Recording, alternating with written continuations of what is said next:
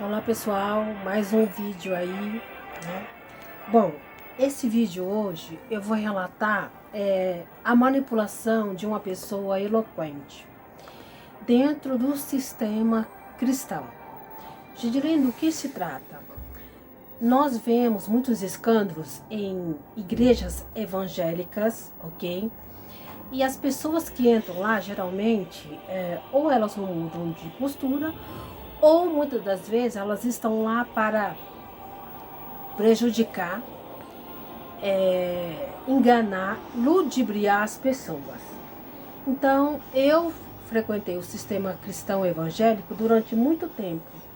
Gente, e a minha vida não desmanchava, não mudava. Existem pessoas boas lá? Existem, mas são raras e muito poucas. Você conta nos dedos umas 2 a 5 pessoas no máximo.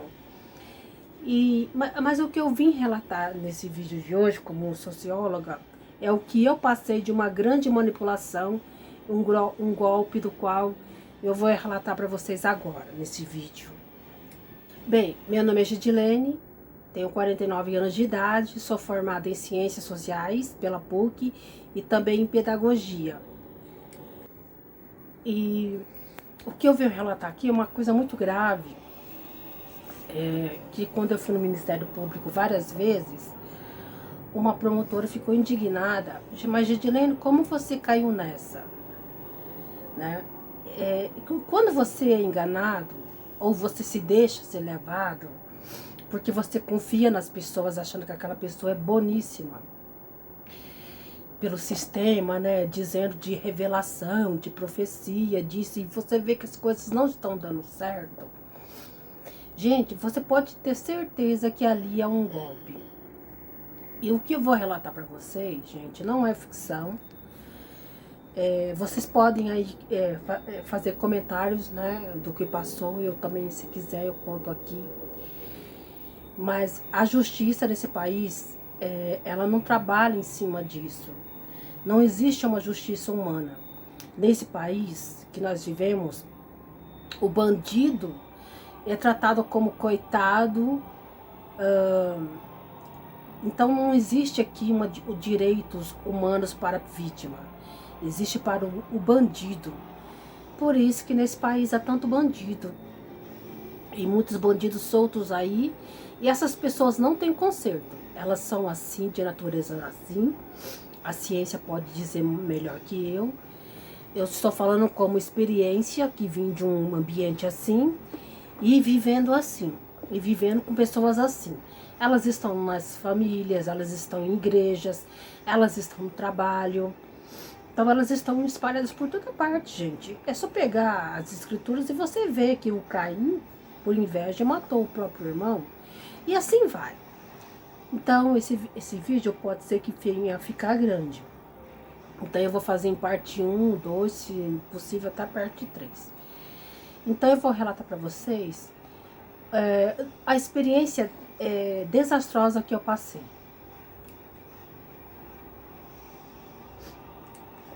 Pessoal, eu não estou chorando, é que eu tô com alergia. Eu estou aqui na minha biblioteca, né? É uma estante cheia de livros, né? É um quarto que eu digo que é um quarto onde eu tenho minhas coisas, né? Minhas artes, minhas coisas. Então, tá, eu tô um pouquinho, não estou resfriada, estou com um pouco de alergia, tá? Se vê aqui escorrendo lágrima, é alergia, não é de choro, não. Bom, aqui tá o meu gatinho, né, o Belinho. Se a câmera tremer é porque ele tá andando aqui. Eu vou passar alguns vídeos para vocês verem como que essas pessoas têm uma lábia. Então é o seguinte, eu vim de um sistema cristão evangélico durante muitos anos. Trabalhei com muitas pessoas no meio evangélico, conheci pastores e tal, ia para acampamento, etc, e coisa e tal. E buscando algo de melhorar a minha vida, né? E a gente ouve tanta coisa primária, né? Aquelas coisinhas de leitinho dentro do sistema. Você precisa dar dinheiro, você tem que ser fiel, você tem que ser aquilo e outro tal. E eu tive uma depressão muito forte, uma crise de identidade. do qual eu fiquei assim, por que a minha vida não desmancha? Por que eu não realizo minhas coisas, né? E eu tinha uma coisa negativa dentro de mim, vindo de um ambiente carregado de frustração, de uma mãe, que pra mim não é mãe, gente, eu vou dizer toda hora, tá? Mãe manipuladora, controladora, possessiva, maldosa, mal intencionada, que eu não ia ser ninguém, que eu não ia ter nada. E tudo que eu queria fazer, desejava fazer, tudo ela vinha com uma bagagem carregada de negatividade. E desde que criança sofrendo abusos, né? Ela dizia que ninguém ia acreditar em mim, que eu tinha problema mental. E coisa mais horrível é você sair com os parentes, ela fica debochando de você, seus irmãos te agredindo, seus irmãos te roubando, e ela ficar a favor deles e contra você. E nesse ambiente familiar, tô falando de um episódio de tantos, né? Vou falar um que vai vir à mente, na praia. Eu estava deitada ali juntamente com os primos, e ela dizendo pra minha madrinha que eu era louca. E eu tava ali, na hora que eu ouvi aquilo, ela falando que eu era doida. Primeiro que eu não tomava remédio. Segundo que eu estudava e trabalhava. Essa mulher, então, que se diz mãe, a vida toda dizendo que eu tinha problema mental. E ela sempre dizia, você vai crescer, vai trabalhar e vai me dar o meu dinheiro que eu vou dar para os meus filhos. É bem assim. E assim, em outros vídeos anteriores, se vocês ouvirem, eu tô contando metade do que eu passei. Então, tudo que eu queria fazer, uma faculdade, um curso, para que vou fazer isso, porque isso. Então, assim, não foi uma pessoa assim que você cresce te dando conselho, não. Tudo que há de defeito nela, ela coloca em cima de você e dos filhos, né? E o único filho que tinha não era tratado assim, não era homem, né? Porque só sabia agredir as irmãs. Numa ocasião eu fui agredida, né? Eu tenho uma cicatriz aqui. Esse olho é diferente desse, se vocês notarem, esse olho é mais fundo. Ela colocou o filho dela para me agredir, numa discussão que eu estava tendo com ela. Eu estava saindo da casa dela. E ali eles me roubavam dinheiro, eles me roubavam tudo. E até a minha paciência.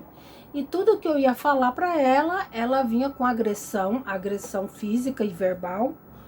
E dizia se eu falasse alguma coisa, reclamasse, que ia chamar o hospício, coisa assim.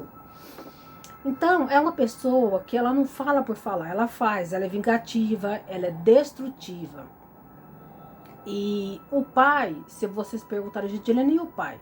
O pai, Gidilene, o pai, gente, é um homem, chucro, não sabe ler até hoje, vivia uma guerra em pé de guerra dentro da casa, e ele era humilhado, e naquela situação os dois brigavam para ter o controle, né?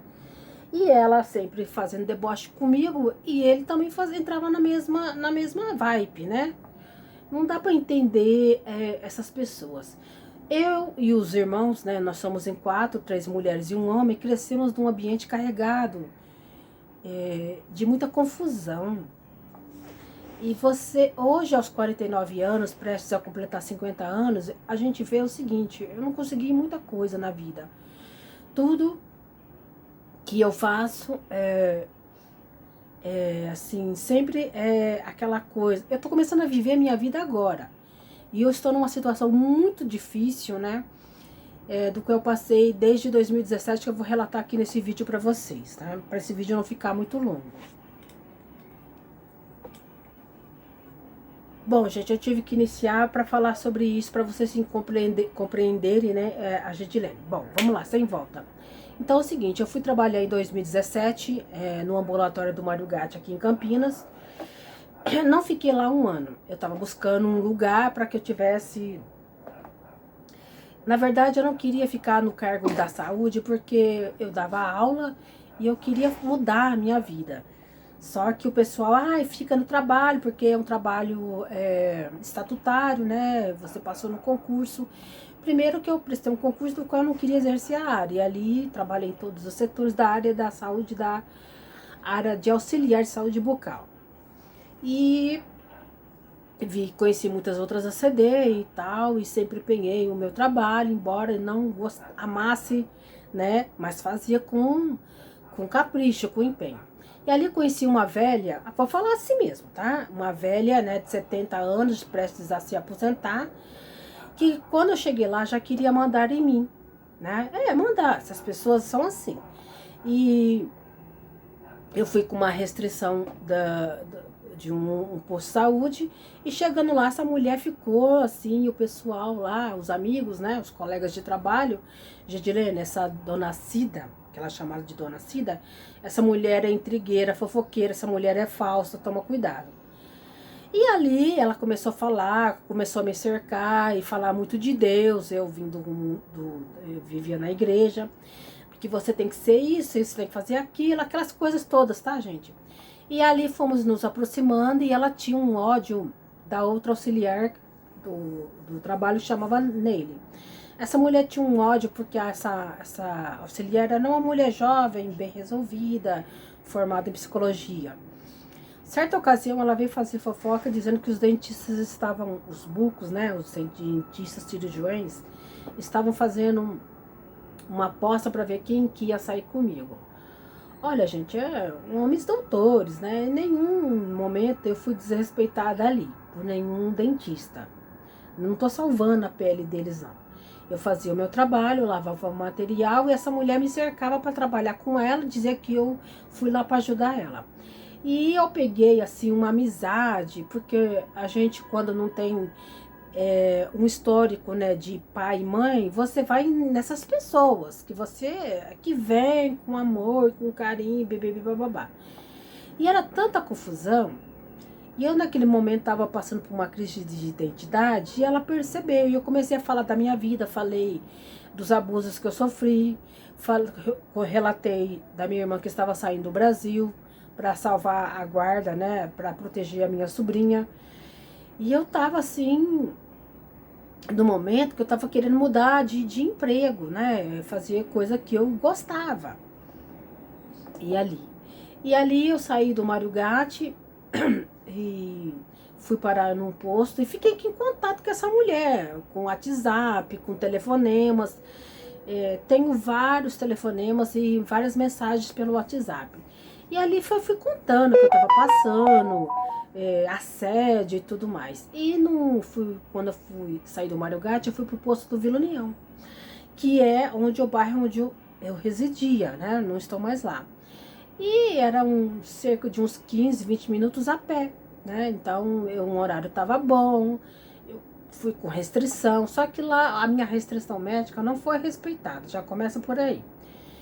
Assim que eu cheguei, um sujeito da empresa Albatroz de vigilância começou a entrar no meu local de trabalho.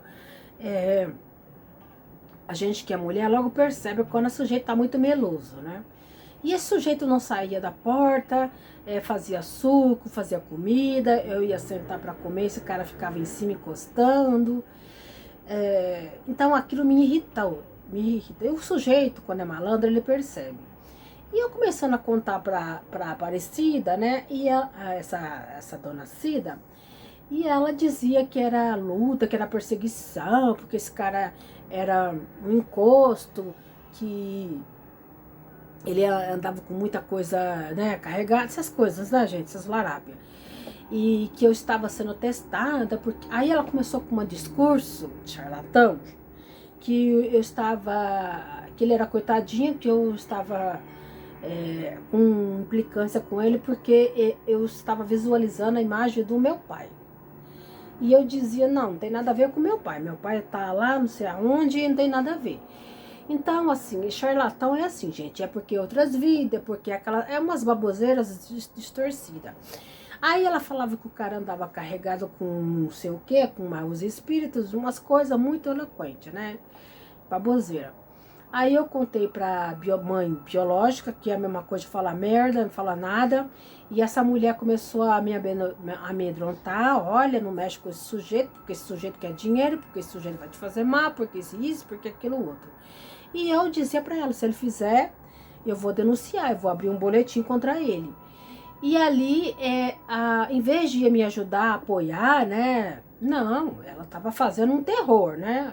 Uma pessoa que só vive assistindo um programa de televisão de violência, você pensa o quê?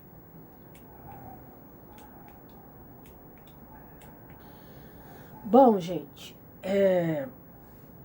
nessa situação, quando eu fiz, primeiro eu fui naquele momento eu estava lutando por coisas melhores, estava fazendo curso, né? Eu estava dando minhas aulas. Uma pessoa eloquente, uma pessoa doida não dá aula, não trabalha, né? Uma pessoa que é dinâmica, ela trabalha, estuda, faz curso e enfim, né? Porque eu sou solteira, né? E naquele momento de carência, né? Aquela coisa de paternidade, maternidade, eu nunca obtive. Minha irmã estava indo embora do Brasil, indo para a Europa. A minha prima tinha me chamado. Eu ainda estava insegura porque não tinha nada aqui, né? Eu não tinha nada que me prendesse, mas o medo de ir, não dar certo e voltar, né? Com as mãos para trás também, né? Então você pensa, você pensa. Então, naquele momento, eu me arrependo de não ter ido. Mesmo que desse errado, mas enfim, eu tinha um emprego estatutário aqui, tinha meu trabalho como aula, né, no cargo estatutário. Então, eu não podia, assim, jogar as coisas pra cima, né? E tinha meus animais, tinha minhas coisinhas, eu não tinha com quem deixar. E a minha irmã estava indo para proteger a minha irmã. Ou eu vou embora ou eu mato essa mulher ficava mentindo e ficava mesmo. E assim, uma perturbação, aquela confusão, aquela briga que ela fazia com os filhos, né? De certa forma eu compreendi e a Cida, comentando com ela, falou, olha, você não tem mãe, é um ser diabólico, ela gosta de prejudicar os filhos. Claro, gente, uma pessoa que consente abusar, consente abuso, né? Abuso sexual com pessoas estranhas, com os tios, né, os irmãos dela, você pensa o quê? Uma pessoa que pega um filho e faz te agredir, que naquele dia eu soube pelos parentes, se eu tivesse morrido, ela disse que ia jogar o meu corpo em qualquer lugar, dizendo que eu era louca, e os meus amigos, Gê, essa mulher vai aprontar com você qualquer hora, Gê, sai perto dessa mulher. E o que ela queria era ter o controle, né? Ela queria ter o controle da vida da minha irmã, tirar o apartamento da minha irmã, o carro da minha irmã e a sobrinha, né? A neta, a minha sobrinha. E ela queria também muito, né? Ela dizia que um dos meus salários, né? Que eu trabalhava em 2 cargos, ela queria o salário inteiro para ela, que ela sabia o que ela fazia. Isso porque eu morava sozinha, tinha minha independência, né? E assim se foi, né? Uns telefonemas que, senhor, né? Então, gente, foi uma vida assim, séria, de muitos abusos, de traumas. E quando eu me lembro quando era criança, ela dizia assim que ela arrumar um bandido, um mendigo para jogar para cima de mim e que eu ia apanhar todo dia. Isso não é coisa de uma pessoa, né? Uma pessoa, uma mãe, né? É íntegra falar, né? Bom, aí eu contando sobre o assédio com essa Cida, eu fui fazer o boletim e eu relatei que eu tinha ido no vereador e o vereador tentando, um vereador do PT, Carlão, né, aqui em Campinas, querendo abrir uma sindicância, ele foi proibido. O movimento feminista percebeu que era um jogo. Opa, era um jogo.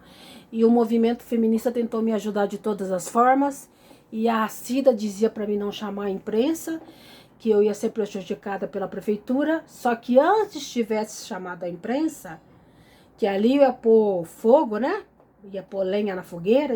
E eu teria, naquele momento, desmascarado o sujeito.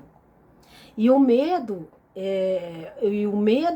a mãe e essa manipuladora dessa velha, que eu vou mostrar a foto já para vocês, era isso.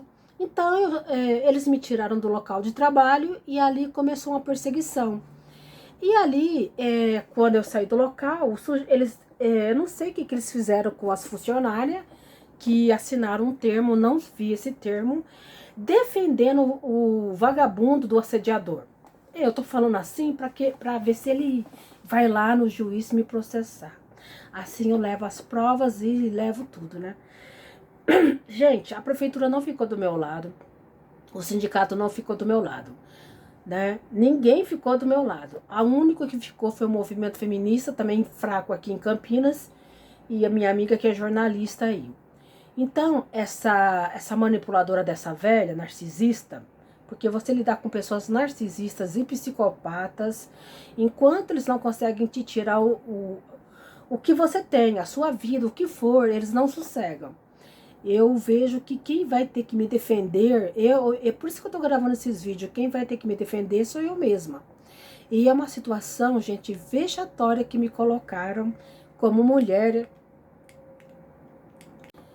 Então, foi na justiça, o sujeito entrou com danos morais, dizendo que em vez de assédio, dizendo que era racismo. Né? Problema dele, então, é ele mesmo que tem um preconceito com ele mesmo. Né? O sujeito, então, vocês veem como essas pessoas são. E eu não percebi naquele momento que eu estava sendo manipulada pela Cida e pela mãe biológica, esse ser imundo aí, né? Isso aí não é mãe. Gente, foi se passando tempos, meses, aquele transtorno, aquela crueldade, aquela dor de cabeça. A prefeitura me mandou para um local, me mandou para outro, e mandou eu calar a boca para não falar isso para ninguém. Até hoje eu estou tentando denunciar o caso para a imprensa. Aqui em Campinas, tudo comprado. A advogada não usou as provas do assédio que tinha em mãos, que poderia me ajudar. Mas mesmo assim, eu relutei e falei assim, eu não vou pagar para o assediador, para vagabundo. Eu não paguei, gente, não vou pagar. Não vou pagar, eu não vou pagar para vagabundo e assediador. O sujeito, ninguém foi a meu favor. A funcionária zeladora que foi assediada, que conversou comigo, foi lá e defendeu o assediador. Vocês veem que, por isso que eu já falei em vídeos para vocês, que tem mulherzinhas, né? E as funcionárias lá, do posto que eu passei o assédio, ficavam rindo de mim. Ah, porque eu não era com elas, né? E a Aparecida, a Cida, né? Tinha umas conversas como se eu tivesse que aceitar o assédio, que ele era um coitadinho, o tal do vagabundo do Zé Mané, né? Esse sujeito chamado Edson Aparecido da Silva. Então eu falei, não, assédio, né? Eu tô aqui trabalhando, eu vim para trabalhar, não para um sujeito ficar em cima de mim, achando que vai ter alguma coisa, né? E quando eu saí do posto do Vila União, eu fiquei sabendo que o sujeito disse que ia se vingar de mim. E eu, na ocasião, quase fui atropelada saindo do posto por um carro todo, né, preto, saiu em cima e eu tive que subir numa espécie de uma mureta, porque o carro foi em alta velocidade e saiu. E eu contei isso para a menina do movimento feminista. Olha, Gedilene, é um jogo, estamos lidando com pessoas piores. Então o assédio foi assim, gente. Eu estava conversando com uma pessoa narcisista, não percebia. Era uma conversa dual. Uma hora me dava apoio, uma hora me condenava, me colocava lá embaixo. Aquilo confundia muito a minha cabeça. Eu sabia o que eu não queria, eu sempre soube o que eu não queria, né? E eu ficava refém. E todos os órgãos que eu ia, né? Bom, aí que vem a história. Ela me mandou, me deu um endereço para me falar com uma moça assessora do filho, né, parente do prefeito de Campinas na época, do Jonas Donizete. Luiz Lauro, né, o filho do Luiz Lauro, né, que era sobrinho. O filho do Luiz Lauro, né, e era sobrinho do Jonas Donizete. Esse rapaz aí que vocês vão ver aí no vídeo aí, tá? Esse rapaz, eu não consegui falar com ele. E eu falei, ai, Cida, onde que eu encontro ele, dona Cida? Ah, não sei, não sei o quê. E naquele momento, eu não percebi. Eu só estava percebendo que ela parecia que queria me ajudar, mas não queria ajudar. E todo órgão que eu ia, né, fui na Câmara, falei para alguns vereadores. Aí eu consegui falar com a assessora desse rapaz aí do Luiz Lauro. Assessora Fabiana Scarangi, e parecia que ela fugia de mim. Aí eu consegui falar com um advogado chamado Júnior, ele parece que compreendeu o assédio, e eu falei a gravidade, né? E, e ele falou assim, quer dizer, ele não falou muita coisa, rodeou. Aí eu, falando sempre com a Aparecida Fernandes, a Cida e essa ser diabólico, né? E sempre confundia na minha cabeça. E foi que Deus ia fazer, que ia acontecer, que eu tinha que ser humilde, que eu era orgulhosa, que eu era parecida com a mãe biológica. E algumas vezes assim, ela dizia que eu era parecida com a mãe biológica, veja só, aquilo me irritava. Minha irmã já estava em outro país, eu não tinha contato com ela, e eu aqui passando um momento difícil, né, tentando sair daquela situação. Aí eu perdi a causa, né? E não paguei. Tô falando pra vocês, não paguei, não vou pagar. E aí ela, quando eu tava desesperada, eu falei, acho que eu vou morar com a minha mãe. Pra me proteger, porque esse cara não para de me perseguir, né? Direto recebendo telefonemas, chamadas estranhas. Sim, recebi, até hoje recebo. Mudo o telefone, eu não sei como, né? Eu já fui várias vezes na delegacia da mulher e o que eles entendem é o seguinte, é uma situação, a gente tem que esperar que ele faça alguma coisa com você para nós agirmos. Olha, gente, e você caiu numa cilada, esse sujeito quer dinheiro, Gedilene, e ele não quer só dinheiro, ele quer chegar em você e vai saber mais o que ele quer cometer. Porque na cabeça dele, ele acha que você é uma mulherzinha, uma fraquinha. Eu falei, então eu vou me defender. Eu vou me defender e se eu fizer alguma coisa, vocês já vão estar sabendo. Eu estou vindo aqui. Então é assim, na delegacia da mulher só trata o caso, se é que vão tratar esse caso, gente, esse caso só vai chegar numa finalização quando acontecer alguma coisa de fato. Vejam, juntou a mãe biológica, mãe imunda, né? Essa velha Cida, ela sabia que eu tinha joias, né? Queria muito ir na minha casa ver essas joias, que eu tinha muitas semi-joias. Eu mostrei anéis que eu tinha de diamante. Sim, eu tinha anéis com diamante. Todos os meus anéis com diamantes, amarelo, verde, vermelho, foram levados. Todos eles que eu tinha. Joias e tudo mais. Tinha ouro e muita pedraria. E ela dizia que ela tinha um irmão que fazia joias, alguma coisa assim. Então ela ficava encantada e o pessoal G não mostra suas coisas para ela. Tinha muita colar de pérola, brinco. E tudo isso eu fui roubada. Aí ela falou que era melhor eu ir morar com a mãe, que não sei o quê, porque eu precisava levar ela para a igreja, não sei o quê, mudar ela, eu precisava perdoar ela. Gente, eu fui. No que eu fui morar com a mãe biológica, chegando lá, ela já, no outro dia, já me colocou no carro dela, foi para uma loja para arrumar o banheiro dela, os dois banheiros da casa dela. Eu não entendendo ali, aí aí ela já falou, né, dizendo que era para mim pegar o dinheiro, colocar numa conta bancária que ela abriu no Bradesco. Sim, ela abriu uma conta no Bradesco e que era para me pôr o dinheiro lá.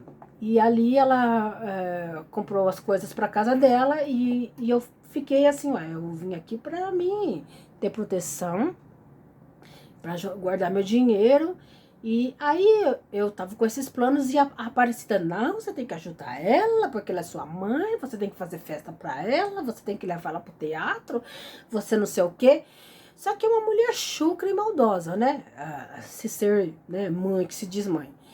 E ali eu vi, assim, meu dinheiro, assim, quer dizer, ela não estava preocupada com o drama que eu estava passando, ela estava preocupada com ela, sempre assim, né? Porque eu vou fazer uma plástica pro bebê. E ali eu falava para a Aparecida e ela dizia que eu tinha que tratar ela, cuidar dela, levar para a igreja, que eu tinha que perdoar ela de todos os traumas que eu passei. E aquela conversa ali, né? E eu achei que eu era responsável na minha cabeça, que eu tinha que fazer. Só que eu falei, não, eu fiz planos. Ai, você é uma mulher que não deve fazer planos. Uma hora eu devia fazer planos, outra hora a Aparecida dizia que não era para fazer planos. Aí aquela conversa vai. Gente, com menos de um mês que eu cheguei na casa dessa mãe biológica, eu fui assaltada. E foi um assalto tão grotesco, tão esquisito. Ela abriu a porta para os bandidos. Ela ficou ali diante do bandido. O bandido o tempo todo batendo na minha cara, me chamando de vagabundo, me chamando de otária. Onde estava o dinheiro, onde eu guardava o dinheiro. E assim, pegou algumas coisas dela, pouca coisa dela, mas levou quase tudo que é meu.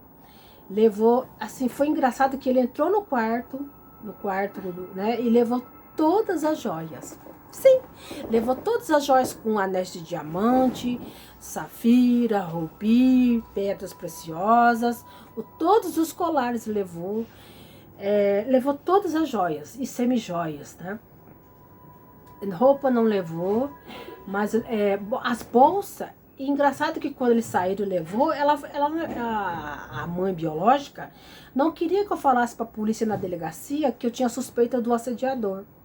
Porque o bandido falou 2 vezes com o homem no telefone, e ele queria ainda dinheiro, né? E a mãe biológica estava indignada porque não levou os sapatos e as bolsas minhas. Vejam que eles queriam levar tudo que é meu, para me deixar refém.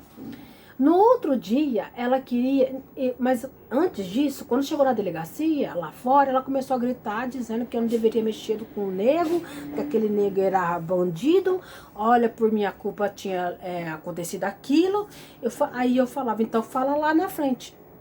Aí a ordinária, quando chegou para depor, não falou nada, não falou abrir a boca de nada. E eu tava desconfiada da pessoa que fazia segurança, que não passou naquele dia, da pessoa que fez a mudança, que não queria sair perto de casa, porque ela que levou essa pessoa para fazer minha mudança do apartamento para casa dela, e do assediador. No outro dia de manhã, 8 horas da manhã, eu estava saindo para fazer o corpo de delito, e ela disse que queria me levar num psiquiatra, do qual eu não conhecia, que não era nada assim meu.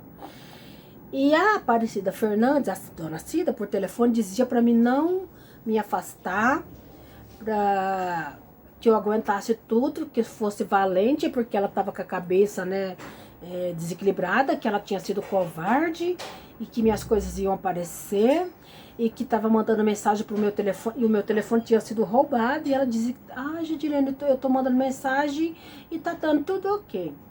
Vejam a baixeza dessas pessoas. Gente, eu vou encerrar essa parte aqui, porque quando eu começo a falar disso, eu fico alterada, né? Indo no Ministério Público, indo na polícia, depondo, eu fico alterada. Eu vou parar por hoje esse depoimento. Amanhã eu continuo, ok? Obrigado, né? Mas tem muita coisa ainda que eu tenho que falar pra vocês desse golpe aí, pra vocês, pra tomarem cuidado com pessoas assim, tá? Essas pessoas não mudam. Esta é a Aparecida Fernandes, a falsa profeta eloquente, a manipuladora de todo o golpe que ocorreu comigo.